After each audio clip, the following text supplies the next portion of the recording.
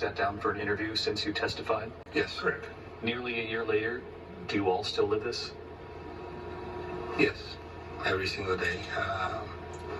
The way I sleep, eating breakfast, making sure I don't hurt myself, putting my shirt on, the phone calls from the Justice Department, from the FBI, asking for, do I recognize this individual? I had 2 surgeries already. It hasn't been easy. I think it's just as simple as I work in the crime scene, you know? Going to work at the Capitol every day is a constant reminder of, what happened. I return to the crime scene every single day. You have talked about what you saw, what you heard that day. Everybody knows what happened. And if you disagree with what happened, then I don't know what to tell you, because we watched, America, the world watched this attack. I've got to the point where I've stopped trying to convince people about what happened. Now I want accountability for what did happen, so.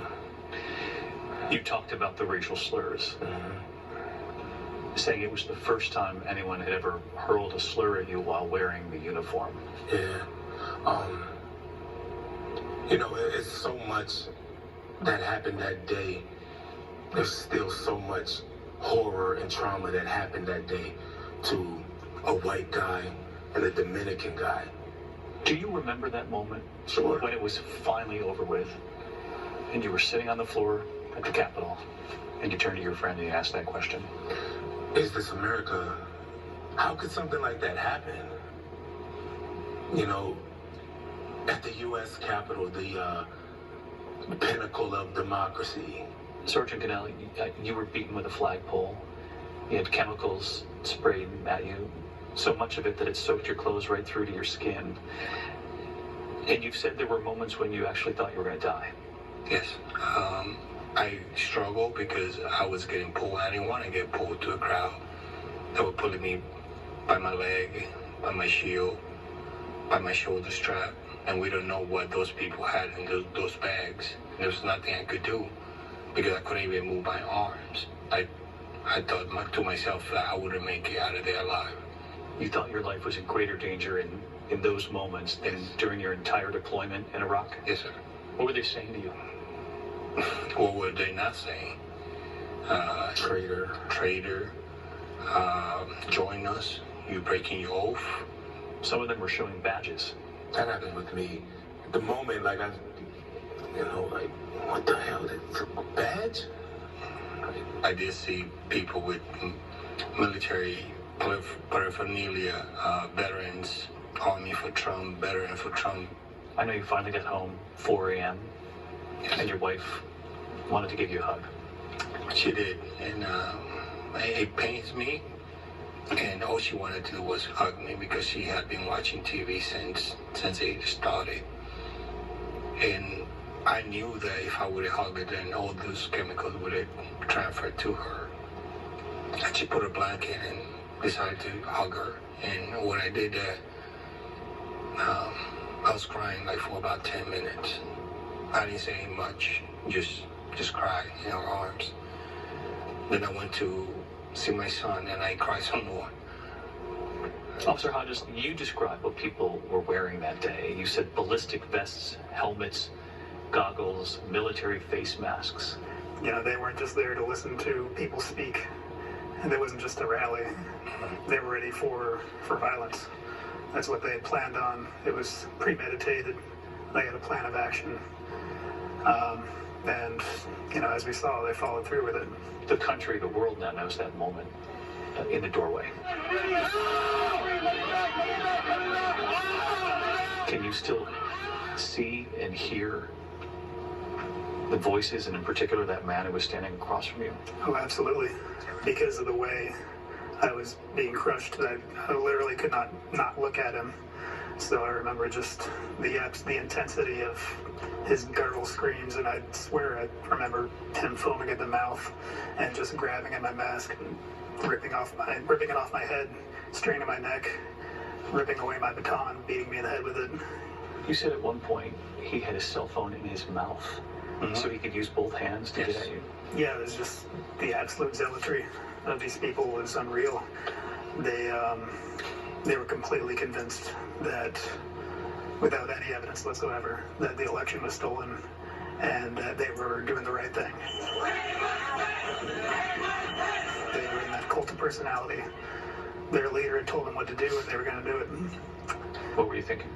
I remember, so the way that was pinned was that I had the door to my right and then just a crush of people and a shield on my left to where my arms were like this.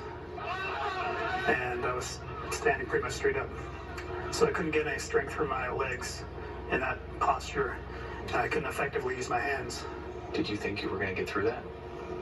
I mean, it crossed my mind at the time that, this might be it. A Texas man has now been arrested and indicted for that moment in the doorway. And I'm curious. Good. Honestly, it had been so long since the 6th that I didn't think they were going to find him. They were able to track him down and arrest him, so he's going to face justice one way or another. I know all three of you have witnessed how politicized this has all become, and I'm not interested in talking about the daily political back and forth, but some of these moments are difficult to ignore. You had a congressman from Georgia, Andrew Clyde, who said, if you didn't know the TV footage was video from January 6th, you would actually think it was a normal tourist visit. Yeah. I'm not sure if he had watched when Hodges was screaming, when I was fighting for my life. I had the injuries. I could show it to him if he wants to, if he would like to. You've lost service members, and you've lost several to suicide. Yeah, that's tough. Do you think there's been a lot of quiet suffering? Absolutely. I'm a huge proponent of mental health awareness, and it needs to be checked. And I just make that plea to people. Get help. It's okay. As we mark this 1 year mark, Yeah. do you feel safer?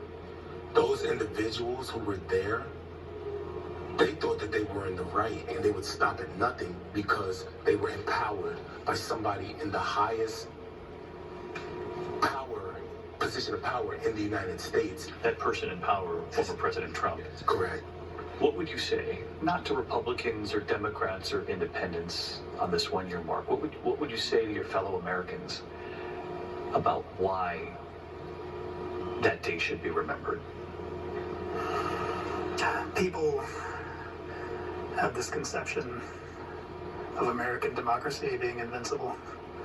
That something like what happened on January 6th couldn't happen.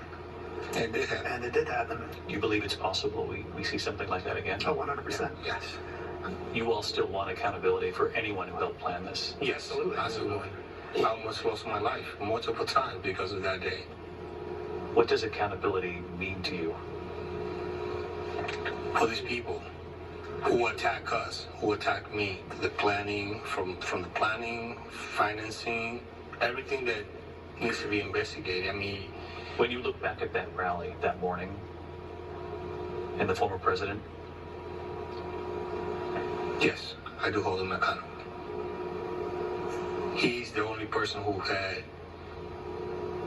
influence over those people, and you could give him the benefit of the doubt that he was not involved. You could say that he didn't know for about an hour. What did he do in the hours after the first hour? You can't tell me that he did not know. And that event, I'm sure that was playing on all the TV at that time for several hours. So the notion that he did not know or he acted swiftly, no, I don't buy that. I just have to hope that, they're doing everything they can to see that the people in power get what they deserve. and if that means the former president, Absolutely. I don't care who it means. You got to deal with this harshly and quickly in order to squash any thoughts of this happening again, which I guarantee you people are imagining this happening again. right now, Right now. those officers pushing for accountability, warning that without it, this could happen again. I want to bring in our Chief Justice Correspondent, Pierre Thomas, tonight at the Justice Department. Pierre, we both heard what the Attorney General said today, vowing to go after those responsible for January 6th at every level, were his words. This Attorney General, we know, facing pressure from many who say this investigation should not just be about the people who showed up, but about the people who planned this, who encouraged this.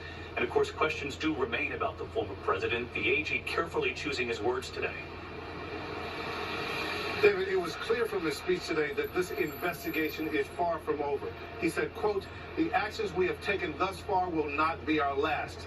And he made clear he's not just going after people at the scene, but anyone who was criminally responsible for the assault on our democracy. He did not mention former President Trump by name, but made a point of saying we will follow the facts wherever they may lead.